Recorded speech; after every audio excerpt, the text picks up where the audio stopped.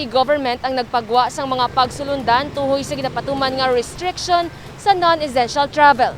Subong nga adlaw nagsugod ang pagpatuman sang limitasyon sa mga aktibidad sa Iloilo City, samtang nakapaidalom sa Modified Enhanced Community Quarantine tubtob Hunyo 15, istrikto man nga ipatuman ang quarantine measures. May isa ka quarantine pass nga gina-issue sa kada pamilya. Ini ang pagagamiton sa tiong magwa sa balay agud magbakal sang pagkaon, bulong, kag iban pa nga importante nga transaksyon. Ginapahanugutan naman nga makagwa sa pulian ang mga authorized person outside residence o kon apor apang kinahanglan sa mga ini magpakita sang ila company ID kag ang iban kinahanglan man sang travel pass. Ang mga essential establishments kag kompanya nga nagapatuman sang 30 o kon 50% nga work capacity on-site ang dapat maghatag sang travel pass sa ilang mga empleyado sa diin nakabutang ang schedule sang ilang nga duty. Iniagod malikawan nga gamiton ang ID sa pagwa sa ila panimalay bisan wala sang trabaho. Ginaengganyo man ang mga barangay nga hindi maghatag sang quarantine pass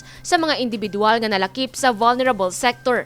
Kasubong sang maedad 65 anyos pasaka kag 18 anyos panaog, mga nagabusong, mga persona nga may comorbidity o kon kasablagan sa lawas. Ang mga religious activities naman ang ginaengganyo man nga himuon virtual. Sa mga haya, dapat tambungan sang immediate family gid lamang. Nagapati ang alkalde, ini ang tika nga dapat himuon agud matap na ang padayon nga pagsaka sang COVID-19 cases sa Iloilo City. Importante lang subong sa 14 days, upod man sa pagpaidalom sa aton sa MGCQ nga strikto ang aton nga mga protocols. Bangod nga nakita naton nga kadasigig sang transmission subong, nagpuno na ang aton mga hospital, kag kadamo na sa mga hotel ta nga ginausar sa mga hospital para nga makater ang ilang mga positive, asymptomatic, kag mild nga mga pasyente, kag iban nga mga mild nga may comorbidities. We want to slowly decrease the numbers. Nakita naton kay nasangaga taas man gyapon, but we really have to control the movement of people because the virus is transmitted because people are moving around, and it is transmitted through interaction between people. Duha ni kasemana kabay pa na usaron naton parang ang makatiner anay sa balay, ang mga nag-umbra sa essentials, tugta naton nga kaumbra sa essentials. Pero ang pwede makatiner sa balay, labi na gid ang over 65, kag below 18, matiner anay sa balay. Samtang ginklaro naman ni Mayor Treñas nga libre ang mga quarantine pass kag hindi man pagpahanugutan nga makagwa ang wala sang mapakita nga quarantine pass. Ang quarantine passes ni libre, no?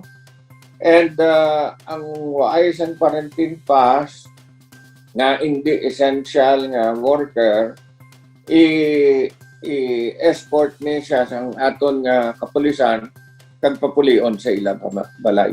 Ang away batok sa COVID-19 ang hindi gid lamang away sa mga frontliners. Gani padayon ang apila sa alkalde sa publiko nga magpakigbahin agud mapanubo ang COVID-19 cases. Gapangayogid ko sa kooperasyon sa aton nga pumuluyo, no? Hindi man lipod sa aton nga amat-amat nakita naton gasaka ang mga kaso naton upod sa probinsya sa Iloilo. Ginatingwaan naton nga i-reduce anay ang people movement para nga waay anay sang madasig nga transmission sang kaso sa aton diri. Hindi kita kadayon sang aton nga pag sige diri sang aton nga mga sinilayo kung mataas ang aton kaso. And even the hospitals are full. sige na aton nga pangayo sang kooperasyon sang tanan bangod nga 3 weeks ago I was already saying that the hospitals are getting full. Laba na gid sang waiting list. And for those who have mild or moderate or severe, mabudlayan na sila magsulod sa hospital kag sila gid ni ang kinahanglan nga makasulod sa hospital. Hatagan tanay time out ang aton nga economy at the same time ang mga transmission there is aton by not allowing movement aside from those who are working in the essential businesses. Samtang nagapadayon naman ang vaccine rollout sang Iloilo City subong nga adlaw.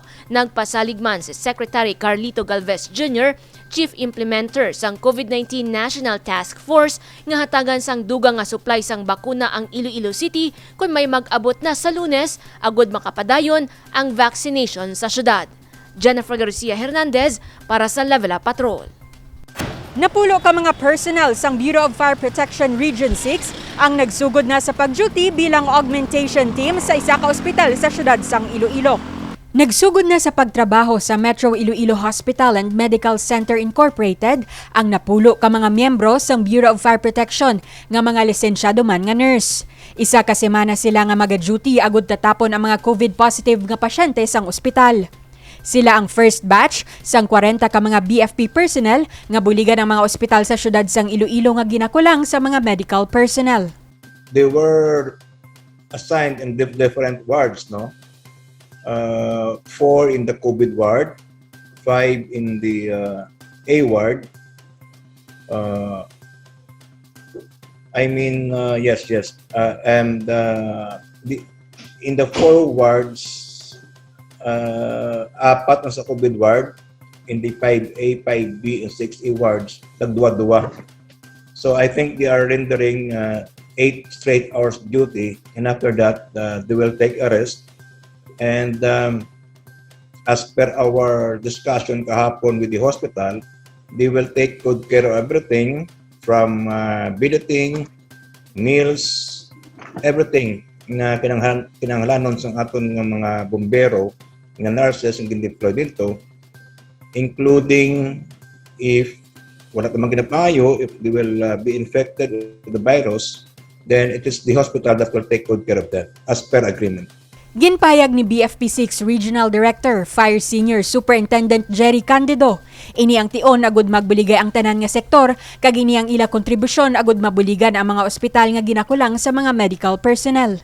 Well, number one, we always made ourselves available, no, in all requests. Kag while it is not our primary duty, it is still our duty to help. And although we have to admit this deployment will affect our regular duties, but we have to find ways and we have to get the job done. We cannot close our eyes to the request of the Honorable City Mayor because Iloilo City is very helpful and very supportive to the operations of the Bureau of Protection, in particular of the Iloilo City Fire Station. No? And of course, OCD here is on top. OCD and DLD here are on top of everything. And we are getting command from them insofar as COVID-19 responses are concerned. So since we were ordered to augment as a uniformed personnel, as a uniformed agency, we have to follow orders and we have to find ways to get the job done. Dugang pasini, wala sang kabaylo ang kalipay nga ilan na batsyagan nga nakabulig sila sa komunidad sa away batok sa COVID-19. Iniman ang ila pagpasalamat sa suporta nga ginhatag sa ila sang lokal nga panguluhan. It's very fulfilling, no? In fact, my men are always happy to help. And wala sila reklamo because they always acknowledge that as a uniformed personnel, we will respond to everything, to any emergency, to any help, to any call for help.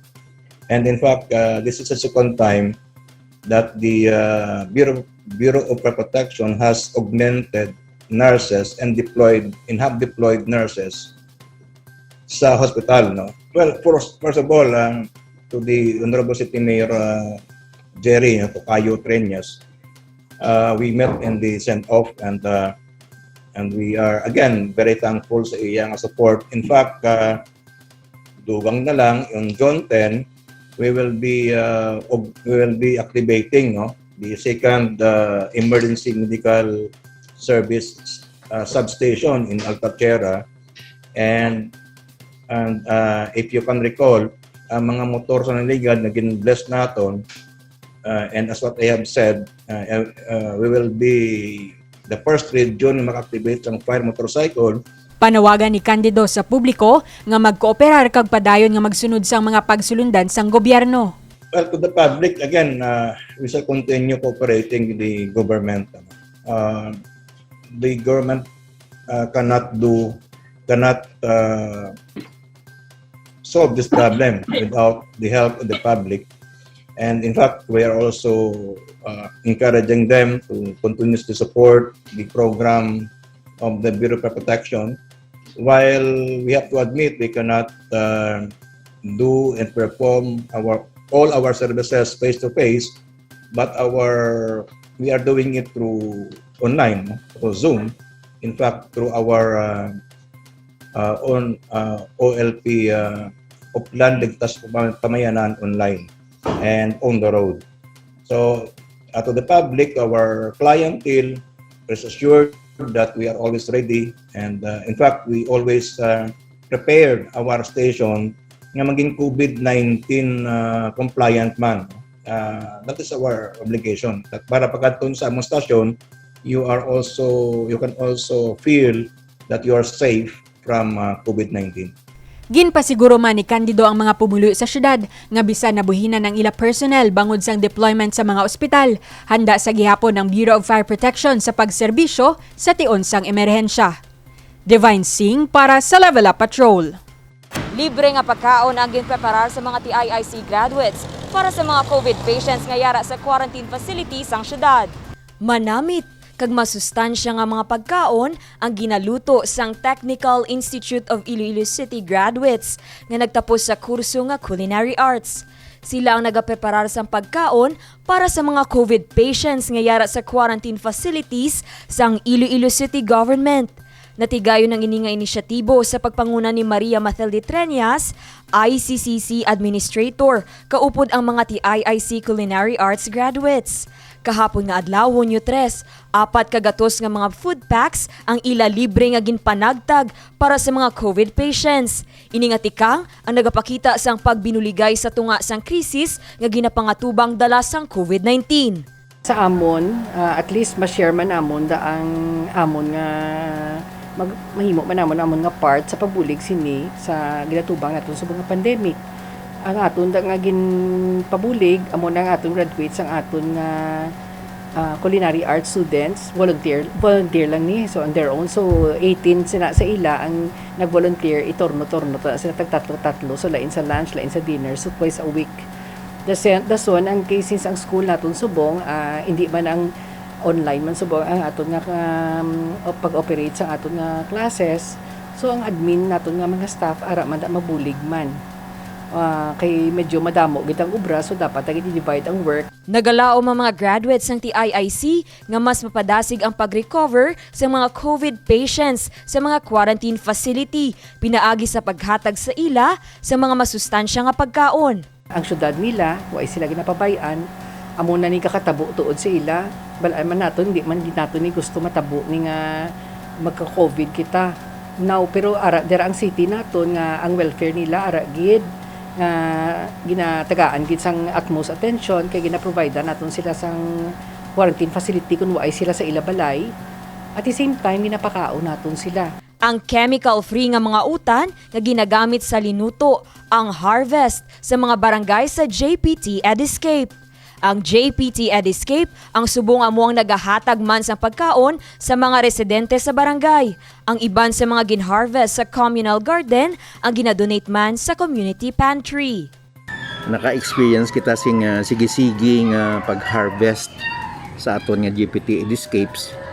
Kag nakahimo kita sing mini seminar or in may mga experts kita ginkuha nga nagtudlo sa aton sang composting kag concocting nga naga-address ina sa hindi maayo nga soil sa aton iban nga urban sites sa jptediscapes. Gusto ko lang i-point out no nga ang panawagan sa aton mayor parte sini sa jptediscapes upon communal gardens nga ginhimo naton integrated gardens is achieving its goals no. Sa livestock nga side may nagailitlog ng mga manok naton kag ara man ang nagabuto ng iban no.